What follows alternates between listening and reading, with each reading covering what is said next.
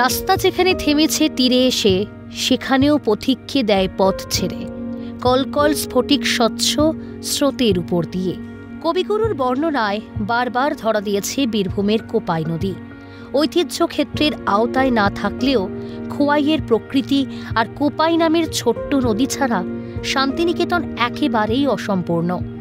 কংক্রিটের জঙ্গলে কার্যত বিলুপ্তির পথে কোপাই, একদল অসাধু ব্যবসাদারদের দখলে নদীর তীরবর্তী পরিবেশ। অনেক খোলামেলা এবং প্রকৃতি সুন্দর, একটা আলাদাই পরিবেশ ছিল এটা, যেটা এখন আস্তে আস্তে যত দিন যাচ্ছে তত নষ্ট হয়ে যাচ্ছে। ছিল বন, এই পাঁচিলটার আপনি পেছনে যাবেন, আগে বন ছিল, এই বনটাকেও কেটে কেটে এখন মানুষ প্লট টাইপের করে দিচ্ছে।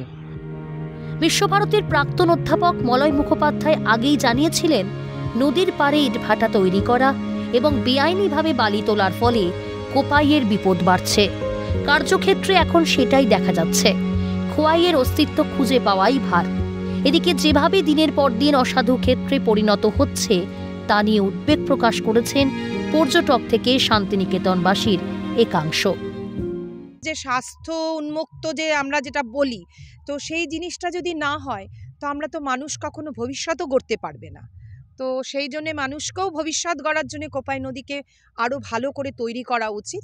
তো বেদখল মানে দখল যেটাকে, সেটা অন্তত সেটার থেকে বেরিয়ে আসা উচিত আমাদের জনগণকে। এখানে জায়গাটা ভালো ঘিরে দিচ্ছে, এটাই তো না। কোপাইয়ের উৎস ঝাড়খণ্ডের খাজুরিতে, সেখান থেকেই দুবরাজপুর, খয়রাশোল, ইলামবাজার, লাভপুর এলাকা দিয়ে বয়ে গিয়েছে এই নদী। একটা সময় নদী তীরবর্তী মানুষের সঙ্গে নিবিড় যোগাযোগ ছিল এই নদীর। প্রশাসনের তরফে দ্রুততার সঙ্গে ব্যবস্থা না নিলে কোপাই আর খোয়াই মানচিত্র থেকে মুছে যেতে পারে, এমনটাই মনে করছে পরিবেশ কর্মীরা। এই ধ্বংসলীলা শুরু হয়েছে কিন্তু যখন থেকে বাইরের মানুষের যাতায়াত শুরু হয়েছে। এটা সত্যি আমাদের কাছে, আমরা সমাজকর্মী হিসাবে সত্যি আমাদের কাছে একটা প্রশ্ন যে কীভাবে জমির চরিত্র বদলি দিয়ে ওখানে কনস্ট্রাকশন তৈরি হচ্ছে, যে কারণে প্রাকৃতিক সৌন্দর্য, সেই সৌন্দর্যটাই যদি নষ্ট হয়ে যায় তাহলে আর প্রাকৃতিক সৌন্দর্যকে নিয়ে সুন্দর বর্ণনা দেবে না, তারও কিন্তু কোনো সিওরিটি নেই। ওতে সেই সুযোগ থেকে তো তারা বঞ্চিত হচ্ছে, ধীরে ধীরে সব নষ্ট হয়ে যাচ্ছে। এটা খুব দুর্ভাগ্যের বিষয়। বেআইনি নির্মাণ ক্ষেত্র যেহেতু পাবলিক ল্যান্ড, তাই সরকারের তরফে কোনো পদক্ষেপ গ্রহণ করা হবে না বলেই সাফ জানিয়েছেন বোলপুরের বিএলআরওর তরফে। আমরা যে অংশটার কথা বলছি সেটা অ্যাকচুয়ালি পাবলিক ল্যান্ড। তো আমি একটা ছবি দেখাই যে এই যে ছবিগুলো, এইগুলো আমরা এনক্লোজ করে চিঠি করেছিলাম।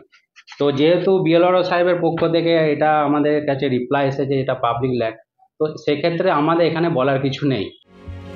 প্রসঙ্গত, সরকারি নিয়ম অনুযায়ী মিষ্টি জলের নদীর তীর চারণভূমি হিসেবেই ব্যবহার করা হয়। নদীর তীরের 500 মিটার পর্যন্ত কোনো নির্মাণ করা যায় না।